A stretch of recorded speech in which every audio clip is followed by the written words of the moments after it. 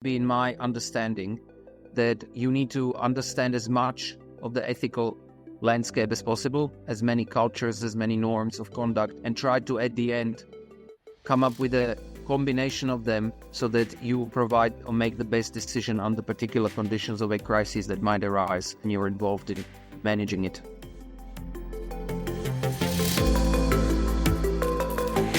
Welcome to another episode of the Crisis Lab Podcast. I'm your host, Kyle, and today we're diving into the complex and also a crucial topic of ethics during a crisis. We'll explore the moral principles that guide actions and decisions during emergencies. And crisis ethics offers practical guidance for professionals like medical practitioners and military personnel, helping them to make decisions that uphold really about justice, equity, and humanity, even in the toughest of scenarios. So this field balances societal norms, professional responsibilities, and the challenging circumstances faced in crisis. So in this episode, we'll cover some key themes such as universal ethical principles, deontological codes of conduct, resource allocation, and military ethics during a crisis. And we'll discuss how to apply these principles to ensure fair and just actions during emergencies, the complexities of distributing resources in disaster-stricken areas, and also the moral responsibilities of military personnel during humanitarian interventions. And so joining us today is Dr. Roman Tandlich, a seasoned expert in public health, water and sanitation, and disaster ethics. So Roman has been working in emergency and disaster management since 2011. He's currently the regional director of the International Emergency Management Society in Africa and an associate professor at the Faculty of Pharmacy at Rhodes University in South Africa. So Roman, good to see you again and welcome to the show. Thank you. So just to get started on this topic, I thought let's start from the beginning here. And so how would you introduce the idea of ethics during crisis to people that are, say, maybe new to the topic or just haven't thought about this in a specific perspective? Thank you. It is a really good question, but as many of us have now gone through the COVID-19 pandemic, we have seen that situations under which we live or the conditions under which we live and the situations that we face in everyday life can be quite complex. There's a lot of factors that contribute to the, should we say, fluidity of human existence and the conditions under which we exist. For example, there is a lot of historical and cumulative challenges such as climate change, which creates knock-on effects onto human well-being and also wider implications for the environment. In addition to that, what is important is also to remember that under crises and disasters, the normalcy of human existence is disrupted, which means what the kind of things we can fall back on, for example, the comforts of civilizations might no longer be available. And in the context of these, it is important to consider that there are still people and systems that are in place to help us. For example, the disaster response, crisis management, and things like that. And because the resources are concentrated under the jurisdiction of a few individuals, not the whole population that needs to be assisted, there is a potential for challenges to arise. And challenges would now be, what is the right thing to do? What is the wrong thing to do? Who to assist first if you have to choose between various populations of people that might have been, for example, impacted by a hurricane. So that's where I would start. And crisis itself is, we know, a situation where things can change, things escalate, conditions under which you can contact each other, for example, populations and people that are providing relief. That also is not a constant. It may break down, you may bring it back up, things like that. So under these challenging conditions, it is important to consider what is right and wrong, and what are the ethically correct decisions to make, or the best ethical decisions to make. I think it's an interesting perspective because we can't just dismiss everything that we have in society when a crisis occurs. Like you're saying, we still have these norms, these behaviors, laws, and regulations that we have to follow. And so one of the challenges and one of the things that we have to talk about at Crisis Lab is that the world is getting more complex. And that with that complexity introduces new elements or new situations that we're not used to and we haven't seen before. Yeah. And really disrupts our planning and disrupts the way that we think about our systems that we live in, our neighborhoods, and our communities. So considering the increasing complexity that we're facing and these different crises that we're facing on the horizon on a global or even local scale, and the ethical challenges that they can bring with trying to match these new complex scenarios with our sort of foundational ethics. So how can we explain what ethics during a crisis means in these sort of complex scenarios? Again, that's a really good point to make because the complexity itself is going to be with us for years to come. So you could look at it from a basic perspective. It could be that it is both a challenge and also an advantage, because a challenge can arise from the fact that it is very difficult, for example, to foresee what all the impacts might be of an action that you take. For example, if you deliver drinking water to the people that are closest to your base, that might deplete resources you might need later on. If, for example, there is a complete breakdown in supply chain and you may run out of resources to assist an impacted community. On the other hand, you can see it as an advantage because in the current situations under which, for example, crisis managers operate, it is also easier to, for example, track certain events. You have a lot of social media information that is available. So if you, for example, implement something like the incident crisis management or integrated crisis management system, or ICS, you can see that you can have someone looking at open intelligence. So they could be looking at sources like social media, progress of, let's say, pictures being uploaded about how a particular community can, for example, the level of degradation can be progressing or the community has managed to stabilize their situation. So it's both a kind of a challenge and also an advantage. In addition to that, what is important to consider is that cultural diversity is now more apparent. So we see a lot more migration and movement of people across international borders. So a lot of cultures that would normally be in slightly different geographical location can mix, which can impact the way that, for example, certain acts might be perceived, certain behaviors can change in context. And in addition to that, we need to now see that all of this, even if everything is equal and everything functions normally, you can still have underlying and novel threats occur, for example, from something like artificial intelligence, where people might be looking at, for example, using it for good, which is great, for solving complex problems like climate change, but might also use it for detrimental effects. And that is something that we need to just basically balance. So the short answer would be, in my understanding, that you need to understand as much of the ethical landscape as possible, as many cultures, as many norms of conduct, and try to, at the end, come up with a combination of them so that you provide or make the best decision on the particular conditions of a crisis that might arise and you're involved in managing it. This is really interesting because, and I'm framing it in my own way, there's an interesting perspective here is what I'm trying to get to, because this is almost in a pre-decision discussion that we have to balance the ethics and the decisions that we're going to make, understanding that sort of the terrain, the landscape, the cultures, the societal norms and rule of law and everything else, norms and standards that goes with that, and how that informs our decisions and our behaviors. And then we have another course in Crisis Lab called Consequence Management with Aaron Marks. And that's really the effects of the decisions you've already made. And so in many ways, this is like you were talking about giving water to one population and then taking it from another, or what are the effects of that decision, the actions you've taken. And so this is actually a nice counterbalance to that, because it's also about considering the ethics of the decision-making process. So where are you getting your information and how are you coming to the conclusions that you have? And so with that, and shifting gears a little bit, there's obviously but there's a role for ethical theories and how they can help in making some tough decisions, especially during a crisis, during sort of these high-stakes situations. So can you tell us a little bit about the role of ethical theories and how they can help us in making tough decisions? That brings me to a comment that I heard in my undergraduate studies in Slovakia, which is that imagine that everything that you can come up with as novel, check first whether it might have already been done, because so that you don't repeat, but you rather build on what has existed. Ethical theories are something a little bit like that. There's a lot of people on the planet at the moment. So you have 8 billion people. Statistically, if you just look at what is the probability of two people at the same time coming up with exactly the same thought, it could be said that it is maybe 1 to 4 billion or 1 in 4 billion. Now, that's a massive number, very small, but it can happen in real life. That being said, ethical theories have been developed for a really long time. There's a really extensive, comprehensive, and very diverse set of theories that exist all across the globe. We tend to focus in the course more on the Western tradition. So that means more from the European space of thinking. But that doesn't mean that these principles cannot be applied more universally. Now, ethical theories are driven by several factors, from my understanding. One of them is the person that actually derives a theory. So their background, their way of looking at things, their mental processing of certain concepts is important. What is also important is, of course, the context in which that theory is developed.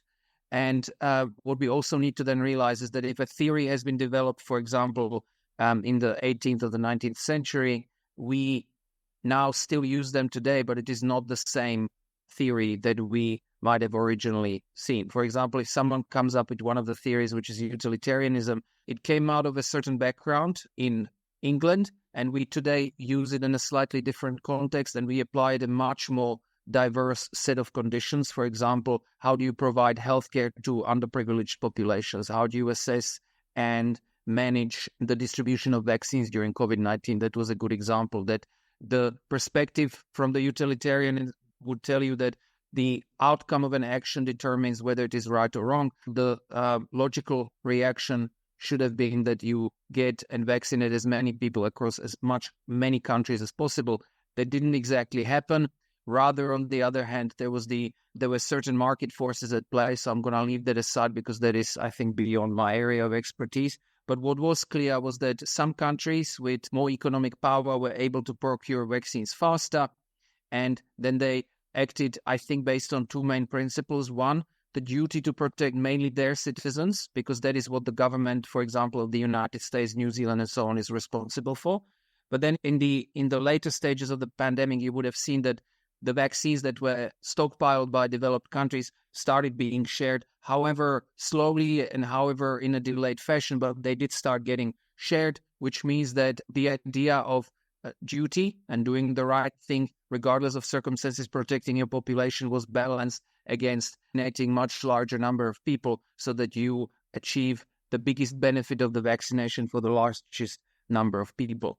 So the theories themselves, I think, are important as starting points. They define certain principles and frameworks in which we can see a decision as either right or wrong, but they are also evolving over time, and they combine with novel discoveries, novel ways of thinking, new theories that have come up in the last just 20 years alone. There have been very many that have. And what we're seeing now today more and more is the moral and right and wrong decisions being mostly seen not just in the relationship to humans, but we're also extending the considerations of any action towards the wider considerations, so socio-ecological systems, so humans, animals, the environment, and things like that. So that's where I would start, and we can take from there.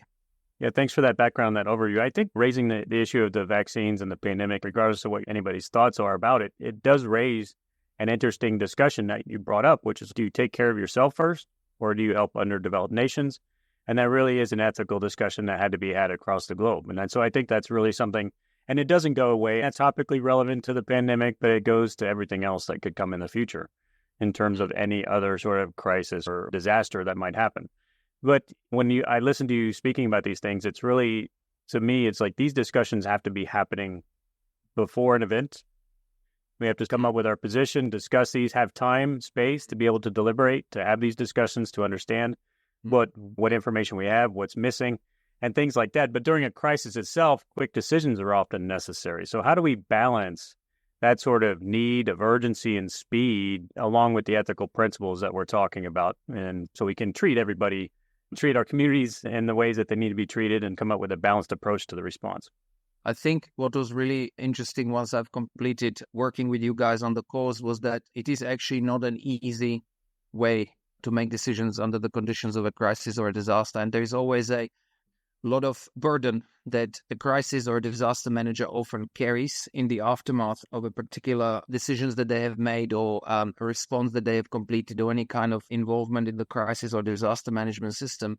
What I think is quite nice and unique about a crisis and disaster management is that you always have, before a crisis strike, even if any rudimentary system is in place, whether it's legislated or whether it is based on NGOs and things like that, there is generally multitude of stakeholders that kind of know of each other, communicate with each other. For example, joint operations command centers are often established during a crisis or a disaster, but they are always mobilized based on particular stakeholders coming to the table.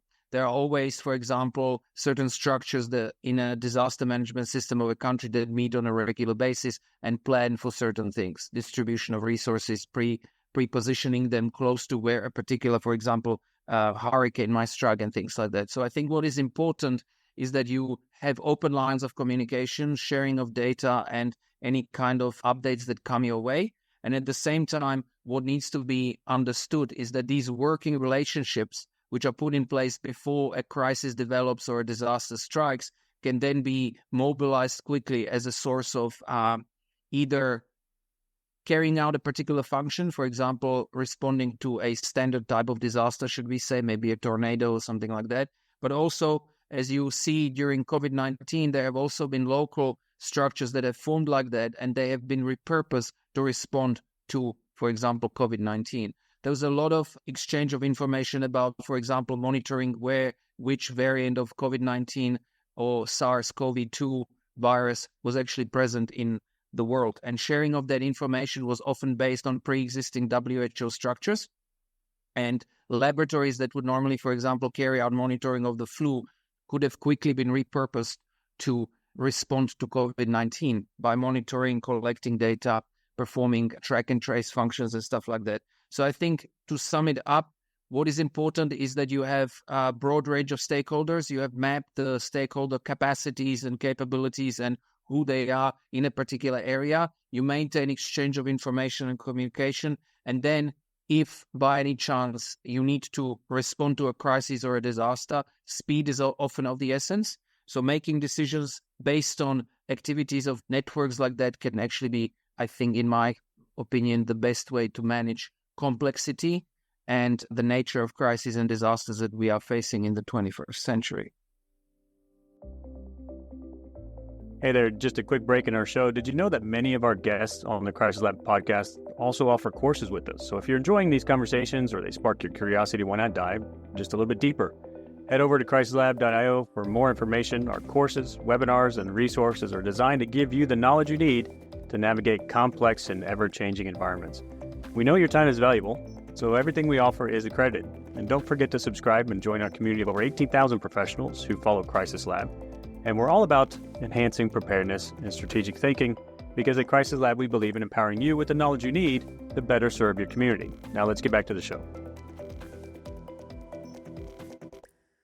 And I think one of the things that we often do in the emergency management communities, we conflate or confuse to a certain extent, or maybe just presume that when we talk about stakeholders, we talk about national, regional, or local authorities, right? So it's the response agencies or the legal authorities that are responsible for a certain element of response, whether that's police, fire, medical systems, whatever the case is, or the city administration, mayor, governor, whatever the case is. And so we think in terms of response stakeholders, but we can sometimes just conflate that with authority and legal authority and more of that governance structure. But stakeholders are often, as we do say in emergency management, all disasters are local. So stakeholders really drive down to the community. So when you say nonprofit NGO organizations, that makes me think that also we have to really understand our local communities, because not every stakeholder has an authority, but they are engaged in their community. And that's where you start to bring in things like cultural differences and understanding the communities that they serve. And so balancing the cultural differences with the ethical decision-making processes that we're discussing, and how that can be a little bit more complicated, especially when it comes to the different cultural aspects. For instance, modesty is shown differently across different cultures, from east to west and everywhere else, north to south. And so it's across the globe is slightly different, and there's variations of this across the communities that we serve. And so how can these cultural variations, especially at a community level, how do those really impact our decision-making, especially when we're looking from, say, okay, we are serving multiple communities. They all have their own unique aspect and their own culture and their own sort of, I mean, if you go to New York or San Francisco, I mean, you have these Chinatown areas, you have different areas and different cultures that have naturally populated these areas. And so how do these variations of culture across communities impact the way that we make decisions, considering the ethics that we're discussing? Yeah, that is actually, I think, if one could answer that, and there are much smarter people in the world than me that have tried to engage with this. It is an ongoing area of research from what I know, but also what is important to know is this.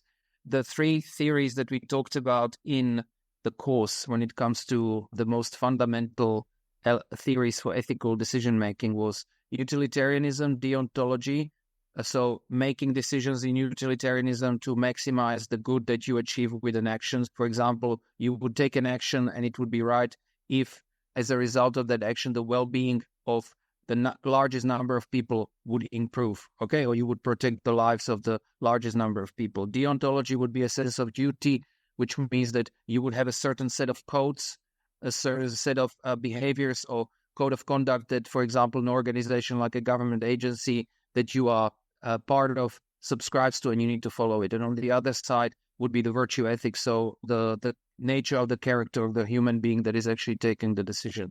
Now, all three of those have a place or a role to play in line also and in complement to other ethical theories that have recently been developing. So feminist perspectives, things like deep ecology and things like that. But I think what they all have in common is that if you have disaster management and you see it, or a crisis, if you see the management of that crisis as a not one man's job or one woman's job or one person's job, but you see it as a multiple stakeholders need to be involved, because they either provide multiple functions that they carry out, but also they can also contribute in different ways. And considering something local, such as culture, is critical, which is why NGOs are, for example, very important, because they know what the immediate situation on the ground might be, who is at risk, who is vulnerable, who might need, for example, the fastest aid delivered to them because they might be most impacted by a particular crisis or a disaster. And what is often known is that because the NGOs or similar stakeholders, for example, traditional leaders is one example that we talked about in the course. If you have working relationship between disaster or crisis managers and these kinds of stakeholders, that will allow you to address and navigate the cultural landscape in a particular area where you're providing assistance, carrying out a crisis or disaster management response, and so on. Finally, what I would also say, it is necessary to choose people that are of good character. So they would be based on their leaning towards working, for example, in the humanitarian field. If you recruit them, they will have a certain inherent degree of understanding what is right and what is wrong. And by providing assistance and guiding them on the culture of the community where you're going to assist, that can then provide a really effective basis for making right decisions. And also, if you make a decision, updating it as new data becomes available. So previously you mentioned the issue of sort of proximity, and we gave an example of delivering water to the local residents, but maybe those that are in your immediate proximity, but maybe not in the most immediate need of having those sort of resources and supplies. So we've covered that just as a real quick example. I'd like to shift over to something else you mentioned, which is really the ethical considerations, which were also a crucial aspect of animals during disasters, right? And so can you discuss how the welfare of animals ties into public health and I guess overall in the larger picture, the economic stability of a community as well? Thank you. That is a really good point. It's not a new topic. It has been studied and also faced as a challenge in crises and during disasters by the wider practitioner community. But what has become and what is becoming more and more obvious, for example, due to climate change and the fact that humans have basically reached now on every corner of the planet. Every time that there is an action that a human takes, there are knock-on effects on things like biodiversity, which then in turn has impacts on both human welfare. For example, if an ecosystem is healthy, it provides certain services to the community. It can be a source of income, subsistence, provision of, for example, fuel for heating homes and things like that. And if there is a human action that detrimentally impacts that ecosystem, degradation can lead to those services no longer being available. In addition to that, we know that biodiversity has a negative impact on many aspects of ecosystem stability. And also, ultimately, what is often quite important is that when biodiversity goes down, diversity in ecosystems and things like predator-prey relationships are negatively impacted, which can in turn then impact indirectly on humans. On the other hand, what is also important is that considering animals during disasters, one needs to look at many times humans and animals are basically a family.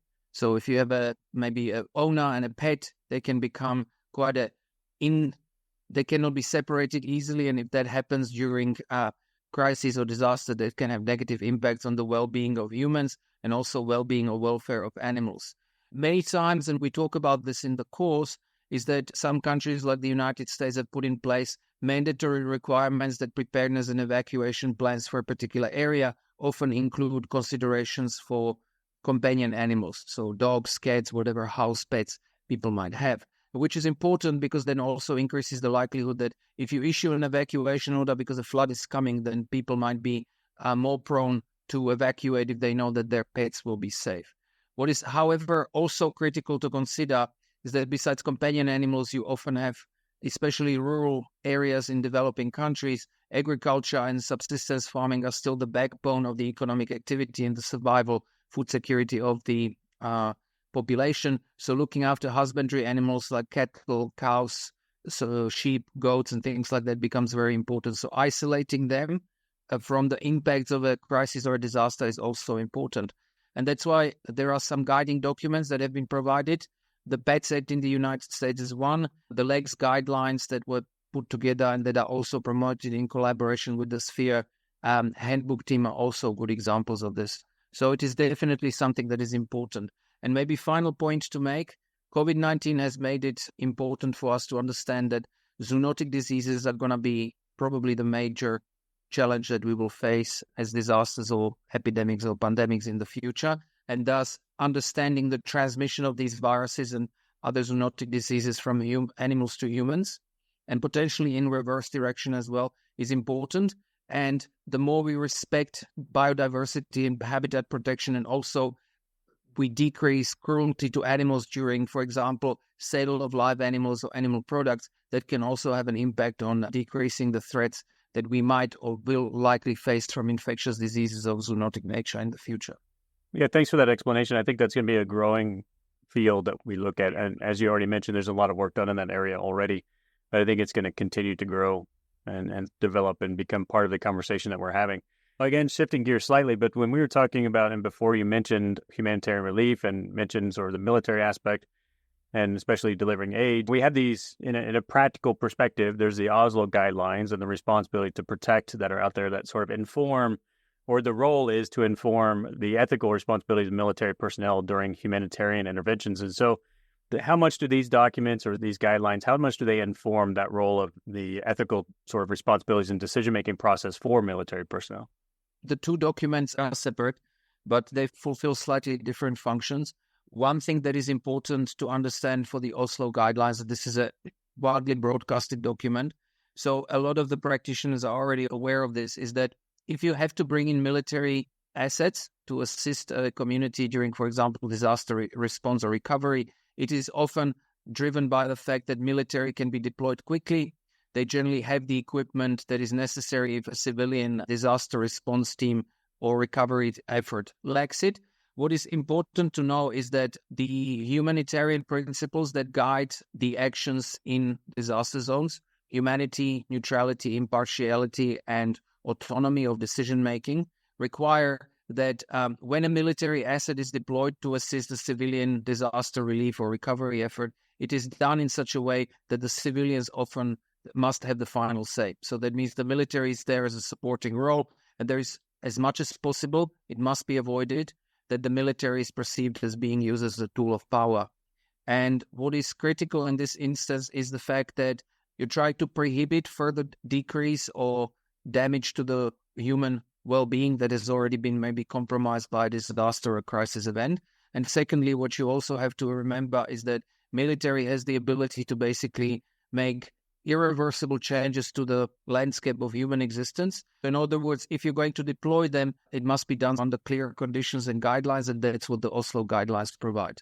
On the other hand, the responsibility to protect, which we talk about in the course through the example of the intervention of NATO in Kosovo in the late 1990s and the bombing of the Federal Republic of Yugoslavia back then, is that for a long time it was said that the nation sovereignty is pretty much not absolute, but close to. And that means that what happens inside the borders of a state, for example, how a government interacts with their population or the citizens, was often left up to the autonomy of that government. But we have seen in the 1990s in former Yugoslavia, and also in many other conflicts across the globe, we can see now in former Burma, now Myanmar, we can see it now in the Middle East. In many instances, we can see it in many other conflict areas around the world, where the government often starts abusing its population, but the abuses become so systemic and so horrific that it is necessary to protect the population. And that's where the responsibility to protect kicks in, because the level of suffering needs to be decreased. And if the state cannot provide it, then the international community has the responsibility to act. And the best way to do that would be under the United Nations Security Council authorization to give it legal backing. And then making the decision to intervene must be driven by clear more aims, which means that there must be a clear case to make why morally it is right to take the military action. That's what we talk about in the course. Thanks for that overview and that clarification. I think that's very helpful. And I'm glad you raised the international sort of aspect, international organizations, because there's also the aspect of international humanitarian law. But one quick topic that we haven't touched on yet really is the effects of disaster and or conflict. And so what does that mean in terms of recovery and recovery from these events? And especially, for example, the ethical management of fatalities, right? And so during a crisis, see whether that's a disaster or armed conflict, we understand that those are distinctly different.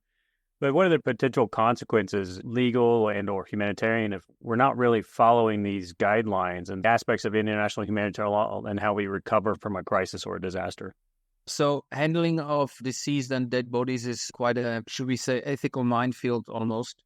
There are two recent examples that we talk about in the course, which one of them was the Ebola epidemic in West and Central Africa between 2014 and 2016, where the level of, or the scale of the epidemic was much larger than in previous occurrences of Ebola, which have been occurring in what is today the Democratic Republic of Congo and adjacent countries since about the mid-1970s. But the sheer scale of the number of cases required that new practices be put in place, which means that normally where there would be close proximity between the deceased and the family during last rites or during the burial, that had to be prohibited.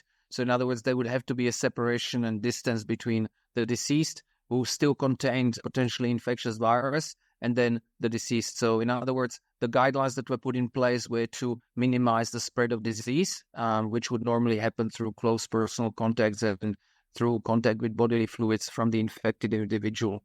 And so it was slightly a international consideration to prevent the outbreak of Ebola and the epidemic from spreading worldwide, because if it did, that would have been catastrophic, given the fact that mortalities from Ebola are normally somewhere between 50 and 90% of the infected populations that spread throughout the world. You can imagine the disastrous consequences.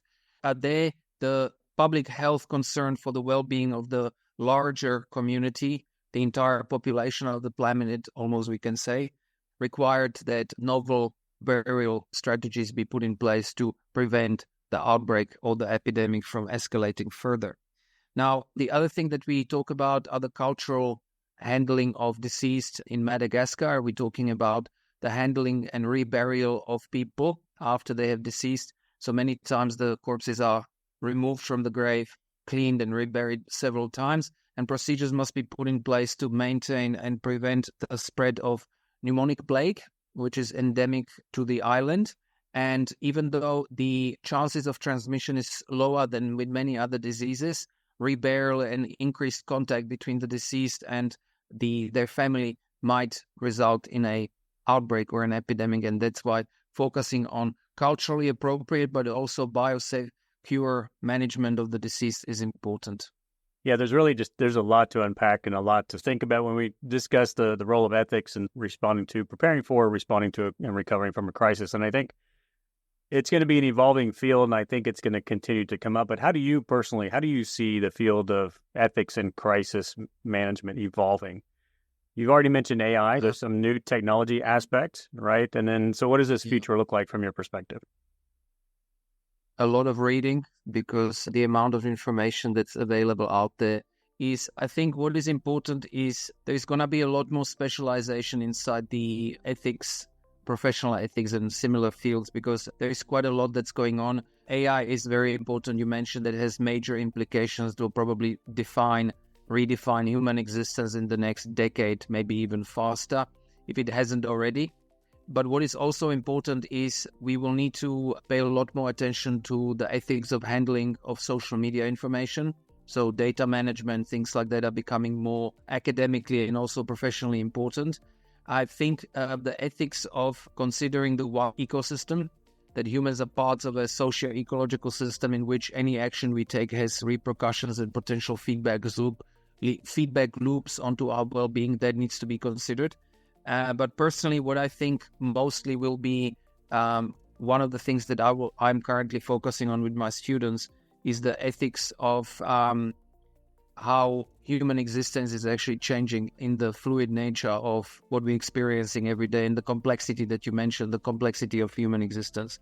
And that, I think, will be, and it's actually now being explored from many different angles, the interlinks between what used to be normally a philosophical subject, ethics. It is still very much in the realm of philosophy, but it is more and more overlapping with areas of expertise like the one I've got, which is background in biological and chemical sciences, and trying to see how the concepts from one can be applied to another, and how the mutual interaction between various academic and practical fields change what we consider right and wrong going forward. So that's where I would leave it.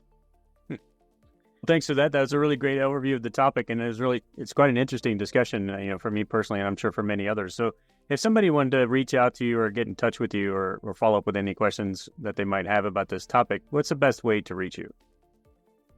I think the best thing would be you can reach out through LinkedIn, where I've got a profile. I think I could be more active, but I definitely respond to any messages I receive. Email is always a good way to do it. But then the other thing I would maybe, if I can, check out the Crisis Lab and the team's websites and platforms that you can engage with, because there's a lot of important developments taking place. And I really would like to thank the Crisis Lab team for allowing me to work with you guys, because I think it wasn't a one-sided discussion. It was a nice learning experience, and I think it encouraged me to do more. And I also see it as a nice growth opportunity for myself. Thank you. Great. Thanks a lot. Thanks for joining us, and we'll see you inside the course next time. So, Roman, thanks a lot for joining us. Appreciate you being here, and thanks for sharing all your insights and knowledge. Thank you. Cheers. That's all the time we have for today, and a big thank you to our guest, Dr. Roman Tandlich, for sharing his valuable insights on the topic of ethics during crisis. And to our listeners, thank you for tuning into the Crisis Lab podcast. We hope today's episode has given you a new perspective and tools to tackle the challenges you need in your field. Remember, each episode is a step towards building perspective and ultimately mastering your field, and we're here to support you along the way. If you haven't subscribed yet, head over to your favorite platform, hit that subscribe button, and stay updated with our latest podcast episodes. And for more resources and to join our community of over 18,000 professionals, visit crisislab.io and follow us on LinkedIn and YouTube. And lastly, have you heard about our All Access Pass? So it's your chance to lock in pricing for 2024. So you'll get access to 20 accredited courses, which are going to be released throughout the year, and at least 10 CEUs, and a NATO certificate if you do happen to attend our NATO Crisis Management Disaster Response course. So lock in your costs now, as prices will increase every year. Until next time, stay prepared, stay resilient, and let's continue making a difference together. Thanks for listening.